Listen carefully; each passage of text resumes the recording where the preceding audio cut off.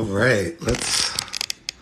Been a minute since I've been live, but I'm actually got a special guest about to have a conversation. Man, I'm actually gonna record this because this Recording in progress. is gonna be good. The situational therapist is about to come on. Oh, here we go. Let's see.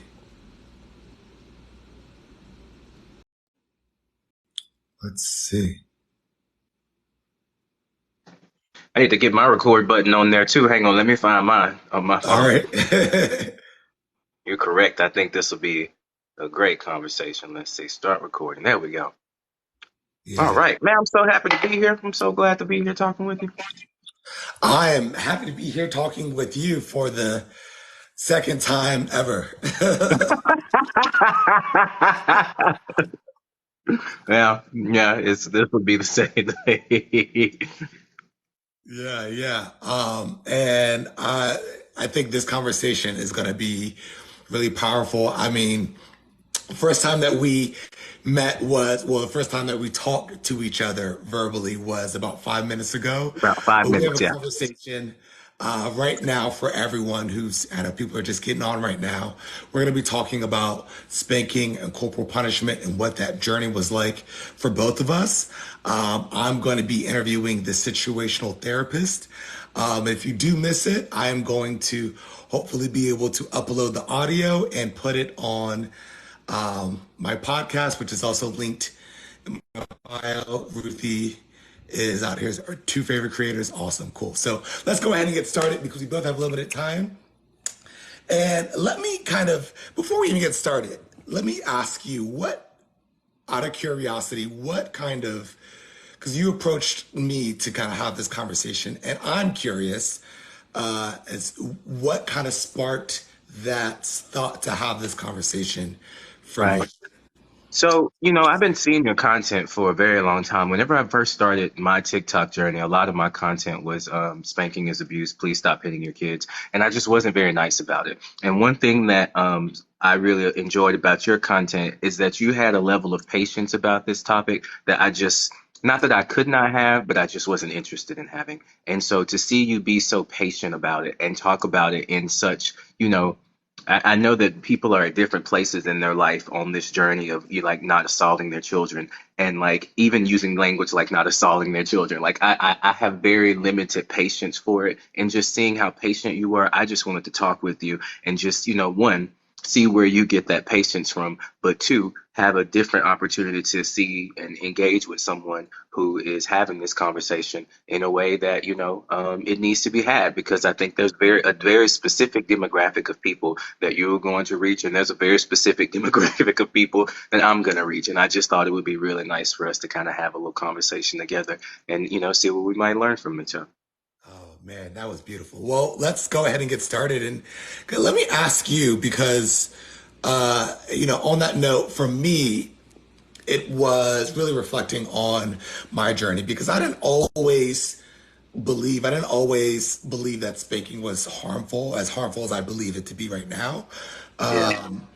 And so I'm wondering about your journey. Like, did you always have this spanking is abuse, spanking is assault, kind of focus mentality, or did something change? Like, what was Yeah. that like for you? So when I was growing up, my mother hit me a lot. She hit me a lot. It was consistent. I know a lot of people say I can remember the 4 or 5 spankings that I got. I can't count how many times. It was at least 2 or 3 times a week for various things. Sometimes they were warranted, which none of them are. And then sometimes she was just emotionally dysregulated and angry and she needed someone to take it out on. So as a child, the coping skill that I developed, which is one that we see a lot in people who have this conversation to this day, is I told myself I deserved it. I was a bad child. I should have listened. The phrase that, thankfully my therapist has helped me work through is you should have known better. That one phrase and being hit, you should have known better, stay in a child's place. I'll show you better than I can tell you. Like I remember them all because that would be the things that she would say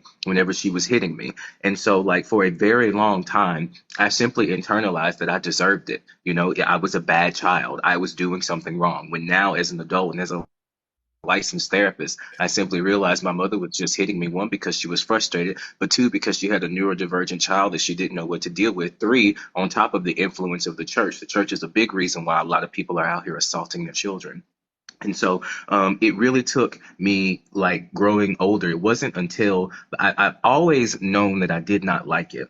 And when I was in school getting my degree as a therapist is when I started learning more about the role of trauma and those interactions in our life and how those things can show up. But it really wasn't until around the coronavirus pandemic during that time of isolation that I really like said out loud without feeling ridiculous about it that spanking is abuse. Like it was like a light bulb moment for me. During coronavirus, a lot of us took some time to spend time with ourselves and learn things about ourselves, and just you had no other choice. And I just remember sitting there thinking about it. And I actually got in contact with a therapist just randomly on Twitter because I made a tweet about it somewhere. I think it was something like, I'm finally ready to say it, and I know I'm going to get in trouble for this. I know I'm going to get burned for it, but saying that spanking is abuse. And a lot of people, I won't go too far into this right now, but a lot of people don't realize how ostracizing that is, how separate from Black community you will be for saying that spanking is abuse. It's an extremely lonely thing. But this person actually got me in contact, well, not in contact, but told me about Dr. Stacy Patton, and I got her book, Spare the Kid. And when I tell you, Chaz, I cried. I cried. I have never read a book from beginning to end nonstop like that, just in tears, because I was like, finally. And a Black woman is saying it. Oh my God, finally. I stand Dr. Stacy Patton for the rest of my life. But I hit my brother when I was younger. I used to take care of my younger brother. And that was something that I employed when he wouldn't listen to me. And having that conversation with him and apologizing to him for doing those things when I was younger was one of the hardest things I think I've ever had to do. But for me, it was during the time of the pandemic. I was just finding out my truth. And that was a truth that came up for me. And ever since then, I've been saying it as loud as I can say it to as many people who would listen to me. So, okay, let me ask you this. You kind of had the light bulb moment, coronavirus, you read the book. That was a life-changing moment for you. It sounded like you were kind of maybe inching towards that, though. Was it just the book? Were you like, what if someone, let me ask you this, I guess let me ask in a different way. If 2018, right, you were on TikTok and you saw someone say spanking is abuse, spanking is assault, how do you think you would have responded or reacted? Or what do you think you would have thought about that in 2018? I really honestly believe I was just waiting for someone to give me permission to be okay with it. Because up until that point, whenever I saw people like I would get in trouble at family reunions for telling people to stop hitting their kids. Like I was the one that would say something about it.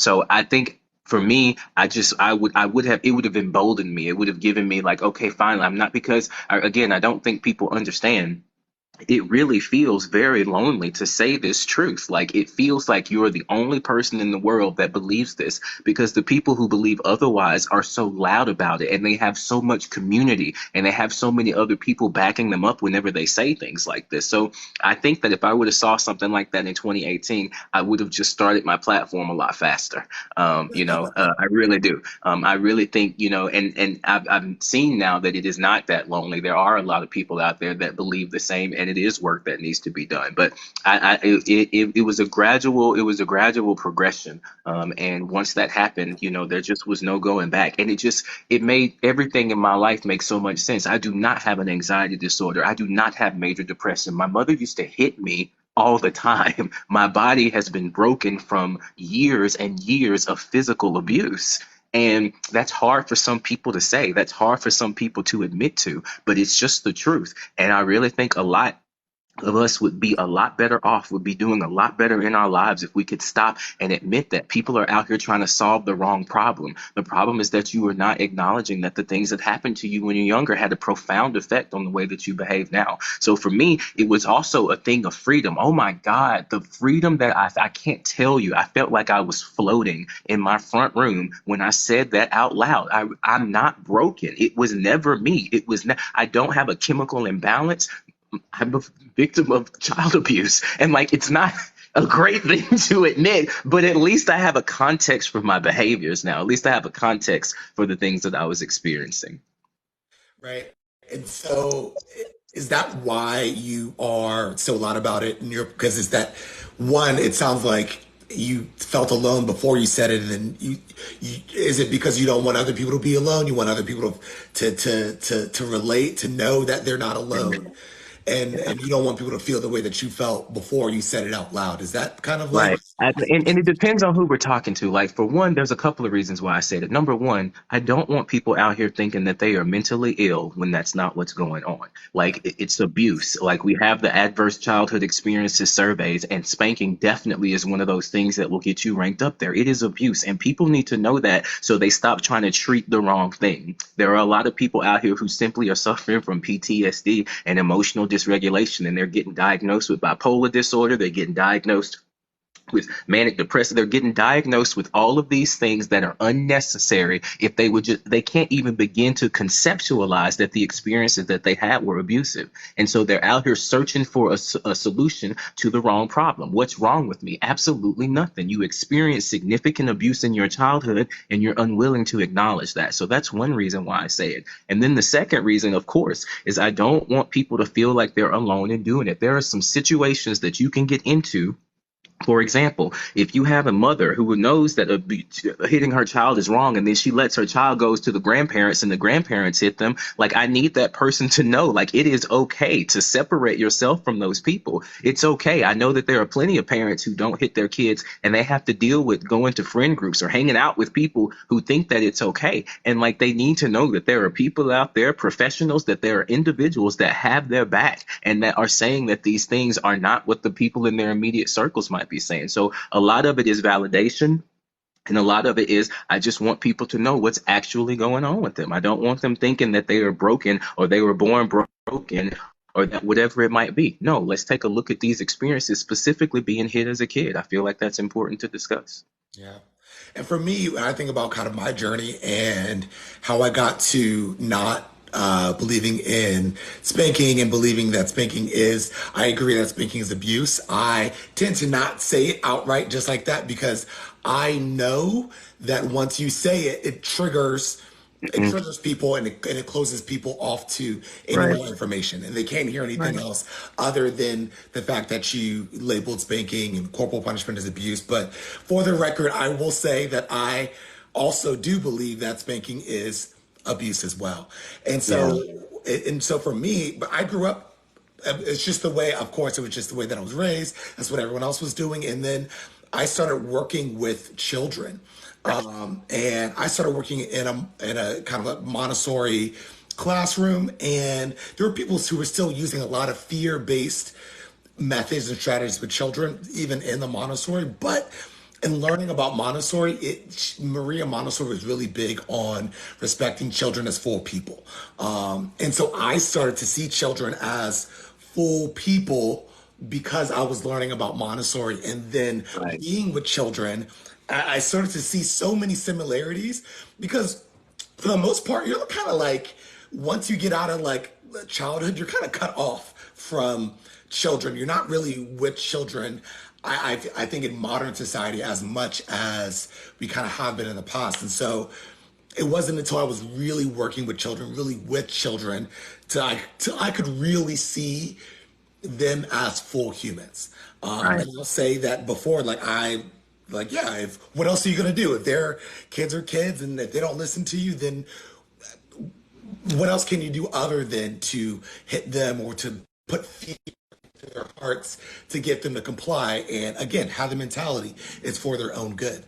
But then what happened is when I started to do that, I started to realize like it didn't feel good. Like I started to kind of have those flashbacks of just like when adults would kind of use the fear-based strategies on me. And as a kid growing up with ADHD, I received a lot of it, right? I received the spanking from my teachers. Well, not spankings from my teachers, but I received all the kind of like the threats and punishments from my teachers constantly, and the spankings, threats, and punishments from my parents. And I recognized how that felt, and I didn't want to be that person. I didn't want to be that teacher.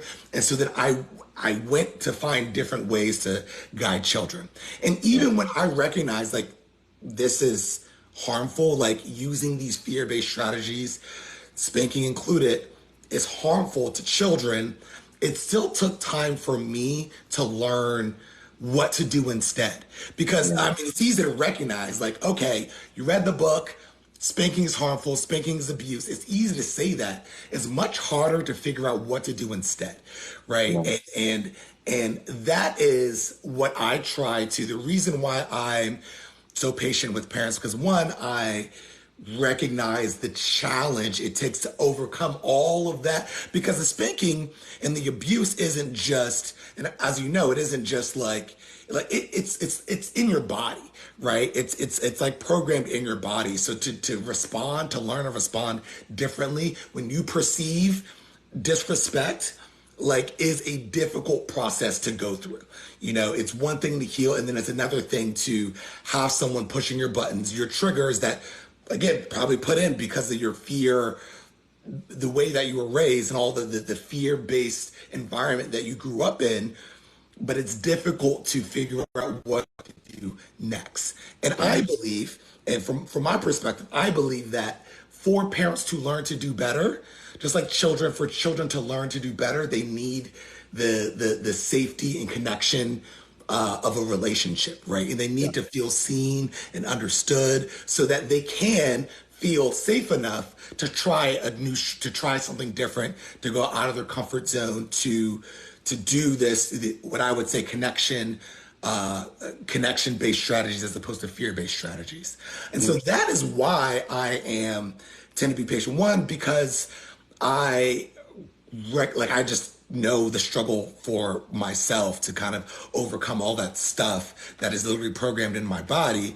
And then two, I think the when you say spanking is abuse, it brings up defense mode, and then I can't give you the strategies you actually need to stop hitting your kids. Right. And that makes a lot of sense. For me, a couple of things. One, when I say spanking is abuse, it's abuse to the person doing it too. You're abusing yourself as you're doing it as well. I think that that's a point that people missed out on whenever I was talking about this, because there are a lot of parents that will spank their kids and then they will feel immediately guilty about it. And they put themselves in this cycle where they do that over and over and over again. So that's one. And then two, like I agree with you, it does cause some people to shut down. And I believe like that's the difference between the demographics that I'm talking about, because some people, I need your attention. I need you to be shocked that I told you that you're being abusive. I need to get you out of what you're doing, because what will happen is I'll say that spanking is something that you shouldn't do. Oh, they're not talking to me. No, I'm talking to you. The Bible thumping Pentecostal Jesus is the way, the truth, and the light. Like, I need your attention, because then there are some places where I say spanking is abuse so that there's an adult in some kid's life where they know that this is happening. They can call the people that need to be called to take care of it, because some of it, these kids need to be taken out of the homes. I'm sorry. I just have a lived experience where I wish an adult, the psychiatrist, the therapist, somebody would have stepped in and took me out of that environment. So I do understand it does shut people down to hear it. And I know that there's a specific situation that I'm speaking to that doesn't get talked about out loud enough. And someone, an adult in that situation with that child, needed to hear that so that they could set that child free from that environment. And for the most part, though, I do think that most people, if you take time, build a relationship with them, mirror the same type of relationship with them that they're supposed to have with their children, I absolutely think that they can change. I know people can change. I know that it's something that can change. And that's one of the reasons why I stopped talking about it so much. I talk about it every now and then, and I focused on it a little bit differently. But yelling is abuse too. And I know that I would yell at parents for hitting their kids. I know that I did. I have tons of content where I was yelling at the top of my lungs, and it's kind of paradoxical to tell you that spanking is abuse, but then I'm using an abusive method to communicate it to you. So I realized I'm incapable of communicating this without getting upset. So I'm just going to stop talking about it or find another way to do it. And that's been why I've kind of pulled back from it some, because we do need people to be patient with parents who just don't know any better. And a lot of the times it's not even that they don't know. Their emotional systems, their nervous systems are dysregulated. Their nervous systems are damaged from the spanking they received as kids. They have no idea how to begin to even understand this, because the very first thing that happens when they get triggered. Like, it's not that they need education, they need therapy. They need treatment for the damage that has been done to their body. Some people need education, but a lot of people's nervous systems are just damaged. They are damaged, they are dysregulated, and they need to go get treatment for that before they can ever begin to calm down in those situations. I agree. And I've been following you for a while too. Just we're too like talking about spanking and saying Yeah, we're gonna it's not very many of us. we're gonna pop up on each other's algorithms. Right. And I think that I agree with you that there are there's definitely a certain demographic people who need to hear it the way that you say it too. And so I'm not downing the way that you communicate. I think that sometimes people do need to be shocked. There are moments that people do need to be shocked, and I think that Right. social media is tricky because you don't know who, you're Ooh, talking to such a variety of people, a variety of situations, journeys, moments, and so like you never know right. who you're reaching. And one message could be life changing for someone and be really helpful for someone, and also could feel harmful for another person. So Absolutely. I'm definitely not downing you, but I'm curious. Oh no, no, no! I didn't think you were. I just no, no, no, no. I didn't think you were at all. I want to clarify. I didn't think you were at all. I think that I just wanted to say kind of that piece to it to explain that like it wasn't just one. And you didn't say this, but it wasn't just one time anger. I mean, as a therapist, I'm well aware that people are going to get different messages from it.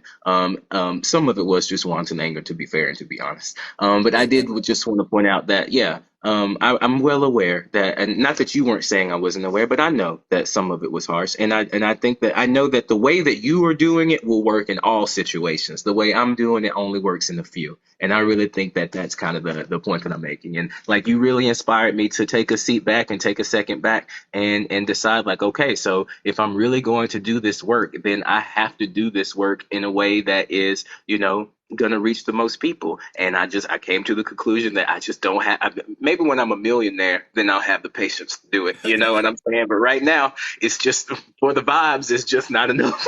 I Well, can't. okay. So hold on. Okay, okay. So you said that you felt incapable of talking about this subject without getting upset, Eh, Mhm. right? And so like that feeling that you felt triggered by it because and it brings up some stuff for you, right? Those are the same. I think about like it's the same thing for the parents who are Mhm. unable to have this conversation, who are able to deal with a child disrespecting them or saying no to them or whatever, and so they are feeling capable. But I don't think that you or any parent is incapable of self-regulation and responding as opposed to That's true. reacting. And I don't think that you were necessarily reacting. I think that you were kind of very conscious. I think also too like I think what you said is very valid in terms of uh, to to make sure that other people don't feel alone when you say that spanking is abuse. Because I think that a lot of times, even when I know there are people who I see even in my comment section when I am, someone's doing something harmful and I take an empathetic approach to it, who are really upset. Like, are you not, why are you not like attacking this person Yeah. like they should be because they're really harming this child? And then there's the other part of me because I want to be clear about this too because I I don't currently my approach is empathetic, more empathetic than what it was before. If you really actually scroll down to like my like I would say my first videos, and they're a little shoddy, but it's a little bit more of the approach that you were taking of spanking as abuse and kind of just putting it out there. And so I gotta also say that in doing this work and also kind of getting the feedback and kind of recognizing how people were reacting, I took it's some constant reflection, and I've kind of adjusted. I'm a work in progress too. I've been Right. working towards being more empathetic rather than judgmental, because the other part of me is just like the way that I think about it is that as I came to recognize that spanking was harmful and all these fear-based strategies were harmful, I recognized that it was just adults not knowing or not caring enough to do the work to figure out actually how to communicate to this child. And it was Yeah. just because I don't have the skills, but it also kind of felt like you don't care enough to go get the skills to do the healing. And so instead, we're just going to exert our power on this defenseless, this child who can't speak up for themselves. And if they do, they're easily dismissed. And so that part of me, like that part that like wants to like stand up for the child who can't stand up for themselves, feels exactly the way that you do and wants Right. to really attack those parents and teachers, because teachers are just as culpable as well, for attacking the children. So I definitely feel that like upsetness, that triggeredness when I see adults use their Right. exert their power over children instead of And I healing. think a lot of this has to do with like social media as well. If you sat a parent down in front of me and had me have a conversation, I wouldn't need to raise my voice. Like, and I think that's the thing that I had to remind myself. Like, if any parent on the internet, anyone that hit their, and I have a video of this on my YouTube channel. It's one of the biggest videos I have where I sat down calmly and explained it. Like, if you're sitting in front of me, I know that I'm right. Like, that's where a lot of the anger and stuff went away from me. Like, I know that I'm right. Like, there's not an argument that you can give me. There's nothing that you can say that will ever make hitting a child okay, ever. And every single situation you bring up to me, I will be able to explain to you specifically, objectively, and measurably how the parent is at fault for it happening in the first place.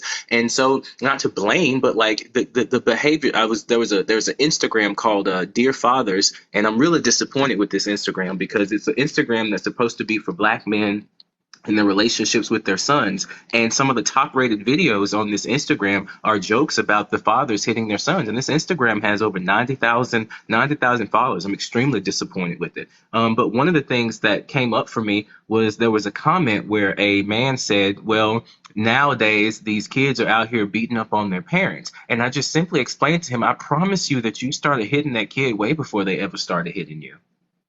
I promise you that that's where it started. And so like there is no explanation. I mean, you can give me a explanation. I get it. The legacy of slavery, we have to start there, make sure that people understand that this behavior is not something that's just inherent in Black people. Absolutely not. This is taught and learned behavior that has been transmitted since the beginning of slavery, which is why all descendants of everybody, we deserve therapy should be free. Number one. But then number two, after we acknowledge that, then it's okay. So what are we going to do? What are we going to do to change? And it's hard. It's hard. A lot of people are under a lot of pressure. It seems like they don't have time to do it.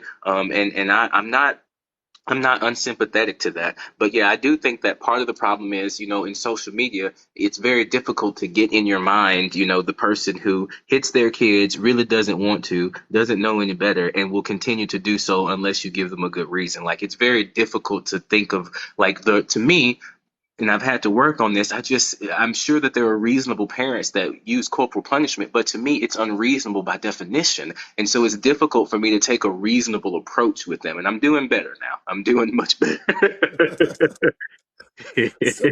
So, so someone actually in the comments said I need a Derek's approach to snap me out of it, and can now hear both. Yeah. And so I where do you go from here, right? So, and I think I've seen a video of you saying, kind of admitting that you yelled to tell them to stop yelling, and you want to change your approach a little bit. Like, where do you kind of plan? Are you going to continue talking about spanking? Are you going to? So I think the next time that I talk about it, and I'm hoping I'm putting out some seeds. What I'm really trying to manifest or ask the universe for is just the ability to take 21 days off of work. If I could just take 21 days off of work and go to a secluded location and just sit and just write. The next time I talk about it, I want it to be in a book, because one of the things I haven't discussed about corporal punishment, and I won't get too deep into it or tell too much of my story, but something happened to me as a child, and I didn't realize what had happened to me because the person told me it was a spanking. And that's why I get angry, because I know what it leads to. I know what can happen to a child underneath the pretext of spanking them. And so that's where my anger and all of that stuff comes from, because that's how it starts. And so I can't say that publicly without I mean, becoming enraged and feeling rightfully. And so when you said earlier, like, I don't think that, anyone or you cannot talk about it calmly. I know that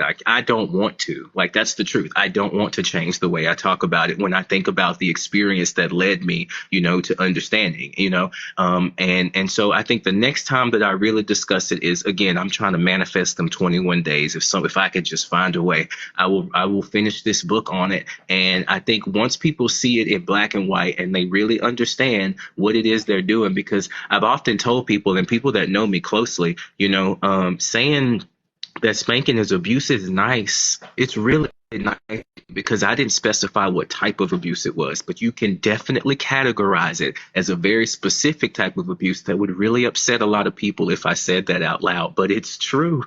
It's absolutely true. It activates the same pathways in the brain as if it were that specific thing. And so I feel like I've been nice, I've been really, really nice and very, very, very diplomatic about it. But I think in a book where I'm free to write and free to say, I think I'll be a little bit less diplomatic, but more reasonable, because it's something where I'm writing it down. I'm taking time to go through all of my points. But I think right now, I mean, there's a digital version of me on the internet that's constantly talking about it forever in the past. I think there's a part of me that exists for eternity on the internet.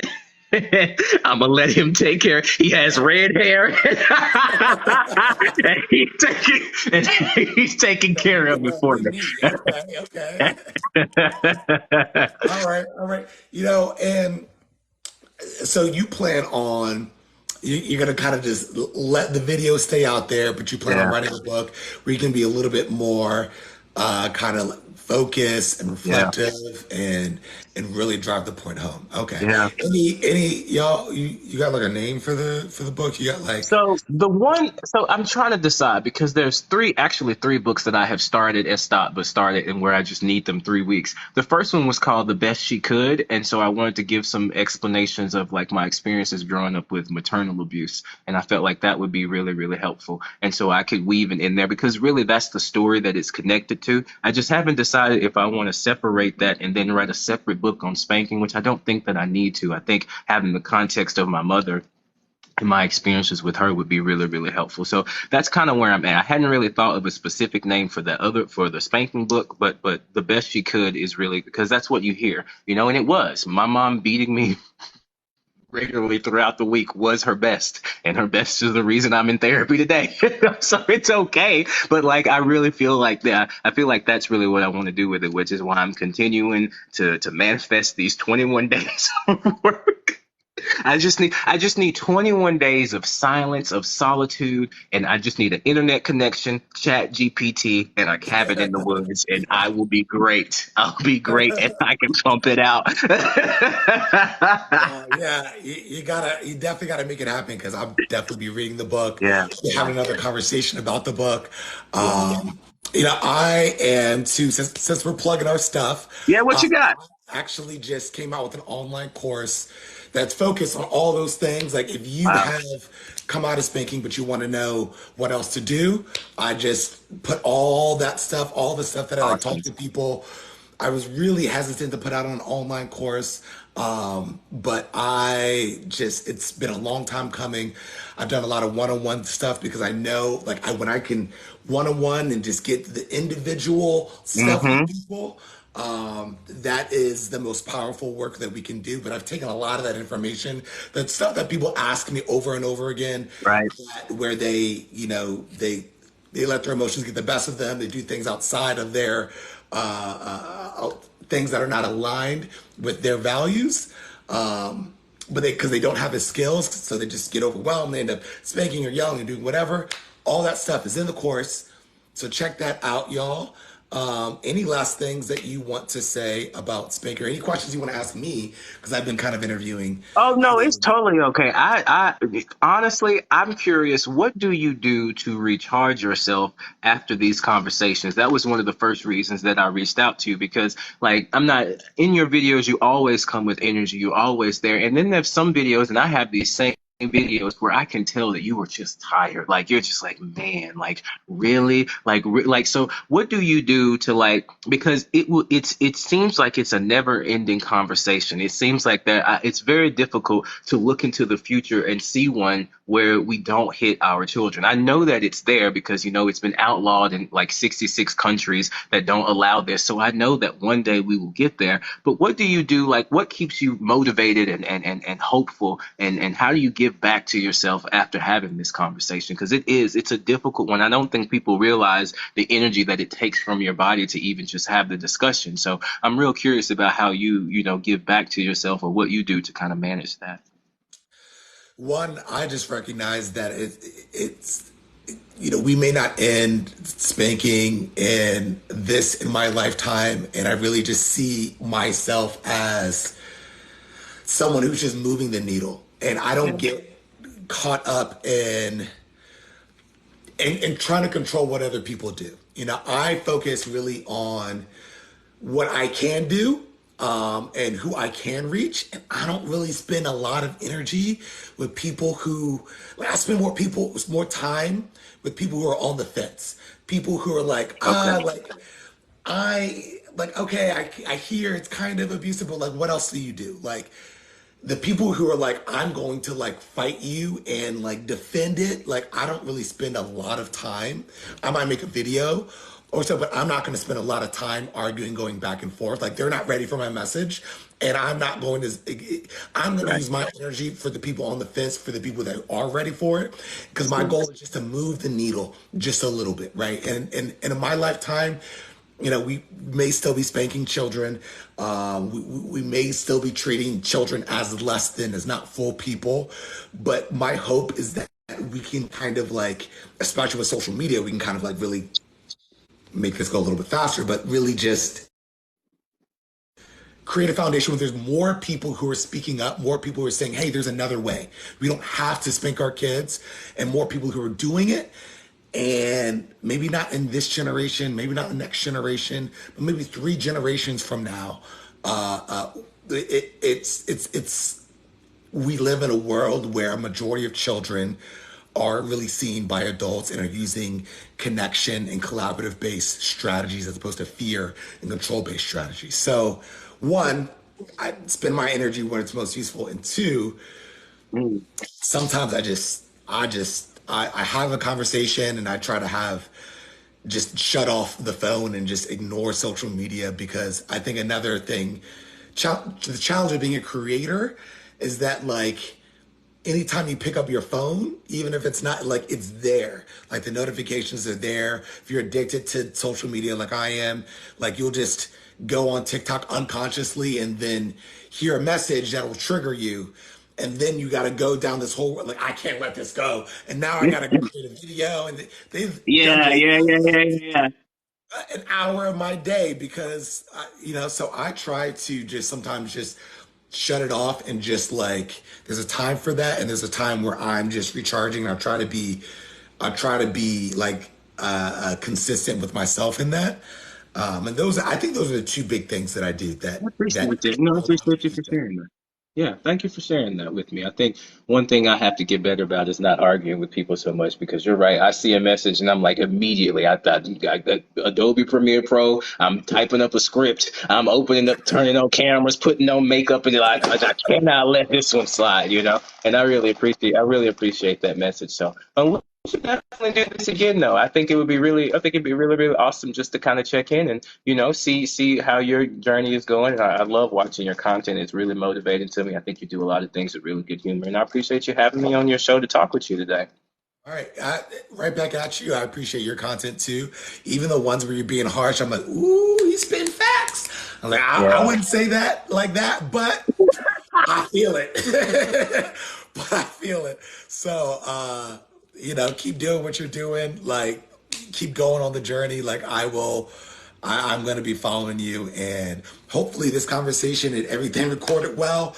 And I can put this on my podcast. It's Mr. Chazz's Leadership, Parenting, and Teaching Podcast. For those who are interested, it's linked in my bio. And if something happened in the audio, you've recorded this too? Did I I got hear? some. I got the first half of it. Yeah, the first half. Okay, cool. Yeah. Awesome. Okay. Oh, but Well, it was. TikTok automatically records it too, as well, in your lives. Oh, it's been a while since. I also want to say thank you for bringing me on, inspiring me to come because I don't go live often. Yeah. So appreciate that. It's been a while. So also, I Yeah. will find out where that is and Yeah, it's in your live center. Absolutely. Yep, it'll be there. They make a copy of all the lives and stuff. And yeah, you can get just in case, because I've had something where the audio didn't work out well in the talk, and I was real hurt until I saw that they saved it. So yeah, no, I'm looking forward to it. I hope you upload some of the clips and stuff. And yeah, I hope you have a really good day, Chaz. It was nice talking with you. awesome. You too. Bye, Take Darren. care. Bye bye.